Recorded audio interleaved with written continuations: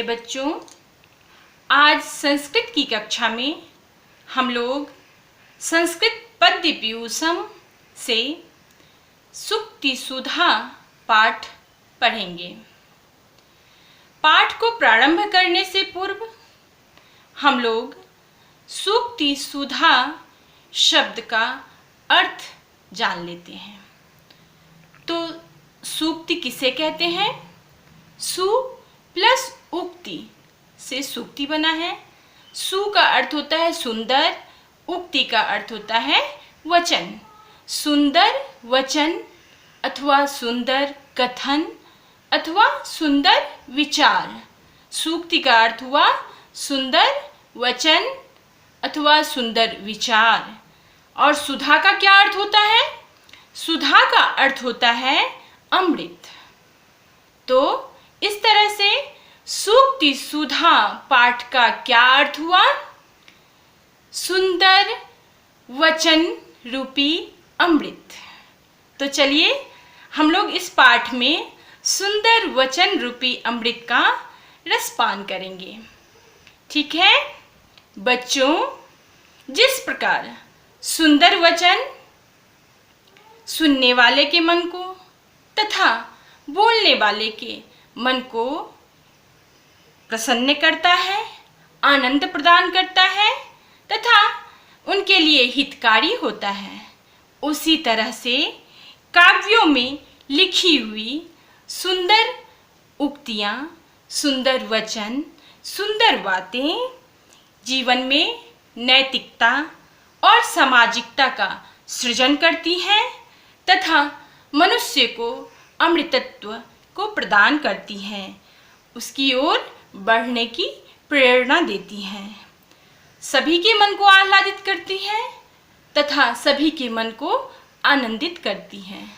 इस अतः सूक्तियों का हमारे जीवन में, सुंदर वचनों का, सुंदर विचारों का हमारे जीवन में अत्यंत महत्वपूर्ण स्थान होता है, क्योंकि हमारा मन सुंदर होगा तभी हमें सुंदर और स्वस्थ तन की प्राप्ति होगी। मन स्वस्थ और सुंदर तो तन भी स्वस्थ और सुंदर बनेगा, तभी हमारा समाज और देश स्वस्थ और सुंदर बनेगा। तो चलिए हम लोग पढ़ते हैं प्रथम सूक्ति। प्रथम सूक्ति में संस्कृत भाषा की विशेषताओं और मधुरता का वर्णन किया गया है। तो चलिए पढ़ते हैं प्रथम सूक्ति। भाषासु मुख्या मधुरा दिव्या गीर्वाण भारती तस्माद्धि काव्यं मधुरं तस्मादपि सुभाषितम्। भाषासु भाषाओं में मुख्य मधुरा मधुर, दिव्या दिव्य, गीर्वाण भारती अर्थात देवों की भाषा संस्कृत भाषा। तो भाषाओं में मुख्य है, मधुर है, दिव्य है। कौन? संस्कृत भाषा। सभी भाषाओं में मुख्य, मधुर, दिव्य है संस्कृत भाषा। तस्माद्धि काव्यं मधुरम, तस्मादपि काव्यं मधुरम, उसमें भी उसका काव्य मधुर है, उसका काव्य मधुर है। तस्मादपि सुभाषितम, और उससे भी उसका सुभाषित अर्थात सुंदर वचन मधुर है। तो संस्कृत भाषा में के बारे में कहा गया है कि सभी भाषाओं में मुख्य है, मधुर है, दिव्य है संस्कृत भाषा, और उससे भी मधुर है उसका काव्य, और उससे भी मधुर है उसकी सुंदर वाणी, सुंदर वचन, संस्कृत भाषा के सुंदर वचन। तो ये प्रथम सूक्ति थी। अब मैं दूसरी सूक्ति का वाचन करूंगी।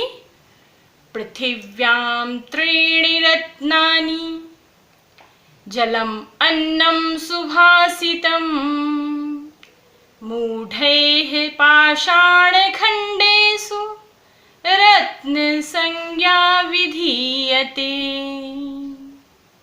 पृथिव्याम, पृथिव्याम पृथ्वी पर, भूतल पर, पृथ्वी पर त्रीणि रत्नानि, तीन रत्न हैं।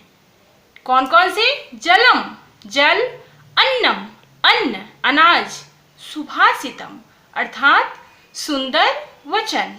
पृथ्वी पर तीन रत्न हैं, जल, अन्न और सुंदर वचन।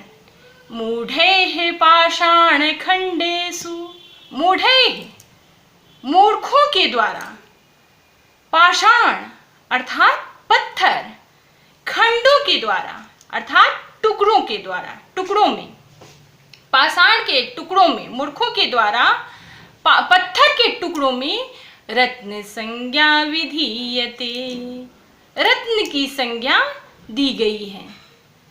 इस सूक्ति का अर्थ क्या हुआ कि पृथ्वी पर तीन रत्न हैं, जल, अन्न और सुंदर वचन, परंतु मूर्खों के द्वारा पत्थर के टुकड़ों को रत्न की संज्ञा दी गई है। तात्पर्य यह है कि वास्तविक रूप से तो हमारी आवश्यकताएं तीन चीज हैं, जल, अन्न है और सुंदर वचन। जल हम पीते हैं, अन्न हम खाते हैं और सुंदर वचन हमारे मन को तृप्त करता है, संतुष्ट करता है। तो यही तीन रत्न है हमारे लिए, तो हमारे जीवन के लिए तो, परंतु अज्ञानतावश हमने इन पत्थर के टुकड़ों को रत्न की संज्ञा दे दी है। अब मैं तीसरी सूक्ति का वाचन करूंगी। काव्य शास्त्र विनोदेन कालो गच्छति धीमतां व्यसनेन च मूर्खाणां निद्रया कलहेन वा।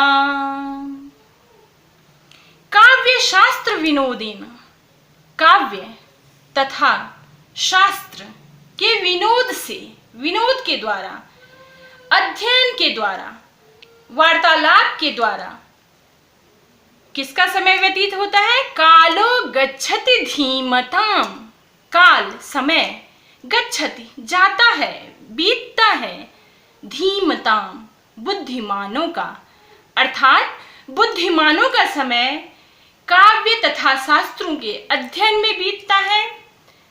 परंतु व्यसनेन च मूर्खाणां निद्रया कलहेन वा। निद्रया नींद में, सोने में, तथा कलहेन कलह के द्वारा, सोने के द्वारा तथा कलह के द्वारा, व्यसनेन इन निंदनीय कार्यों के द्वारा किसका समय बीतता है? मूर्खों का। इन निंदनीय कार्यों के, सोना, लड़ाई झगड़े करना, इन सब में अपना समय कौन बिताते हैं? तो जो मूर्ख व्यक्ति होते हैं। मूर्खाणाम, मूर्खों का समय बीतता है निद्रया कलहेन वा, नींद अथवा कलह में। तो इस तरह से बच्चों, मैंने आपको ये तीन सूक्तियां पढ़ाई हैं। मैं अपेक्षा करती हूँ कि आपको ये सूक्तियां अच्छी तरह से समझ में आ गई होंगी तथा आप लोग इन सूक्तियों का संस्कृत वाचन करेंगे, इन सूक्तियों को स्मरण करेंगे एवं सूक्तियों के अर्थ को भी स्मरण करेंगे और अपनी उत्तर पुस्तिका में लिखेंगे। धन्यवाद।